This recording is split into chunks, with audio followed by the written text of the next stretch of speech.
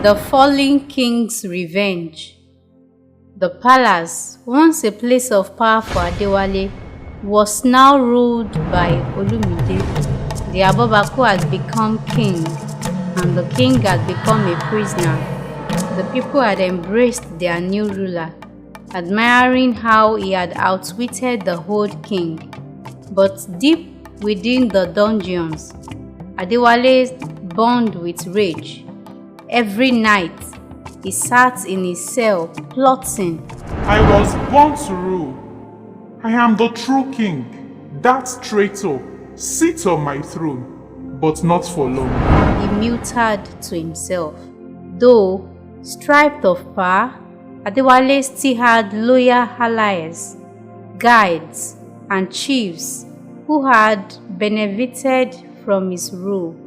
Quietly, they worked in his shadows, bribing key figures and gathering support. They whispered in the market, claiming Olumide was unfit to rule. He was meant to die with the king. It is an abomination for him to sit on the throne, they said. Olumide, now King Olumide, was not blind to this unrest. He knew Adewale was dangerous, even in chains. He tightened security, placing trusted warriors at every entrance of the palace. But he also made a mistake. He underestimated the loyalty of those who still served Adewale. One night, as the full moon shone brightly, the palace was silent except for the footsteps of guards patrolling the corridors. Deep in the dungeon, Adewale sat, waiting. Then, a faint knock on his cell door. A trusted guard whispered, "It is time." With a swift motion, the cell door creaked open. Clad in rags, Adewale stepped out, his eyes gleaming with revenge. Disguised as a servant, he slipped through hidden passageways, guided by his loyal men.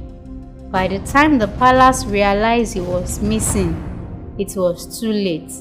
Adewale had fled into the forest, vanishing like a ghost. At dawn, news spread through the kingdom. The fallen king had escaped. Olumide's heart pounded with fury. "He will come for me," he muttered. He knew Adewale was not the king to accept defeat. His rule was now threatened. But King Olumide says to himself loudly, I, King Olumide, Omoluwa, will never allow him to take this kingdom from me. No, never. Meanwhile, deep in the wilderness, Adewale gathered warriors, outcasts, mercenaries, and former soldiers who still swore loyalty to him. Adewale speaking to his warriors in the wilderness, saying, I, Adewale, Omadewonwola, I was born to rule. I am the true king. That traitor called Abobaku sits on my throne, but not for long. I will kill him and take what belongs to me. All the warriors says yes. They sharpened their weapons, waiting for the right time to strike. Meanwhile, King Olumide's brother, Okambi, was also unhappy with what the king had done to the former ruler, Adewale. Although he lived with King Olumide in the palace, Okambi secretly disapproved of his actions. One early morning, Okambi left the palace and ventured into the wilderness, hoping to find Adewale.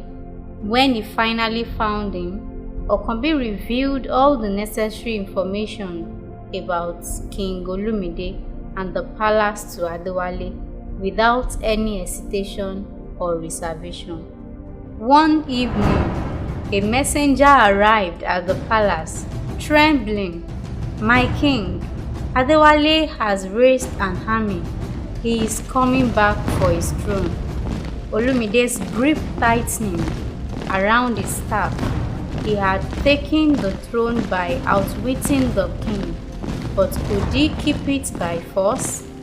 The battle for Oyo had only just begun. Kindly subscribe, share, and wait for the next episode. Thank you.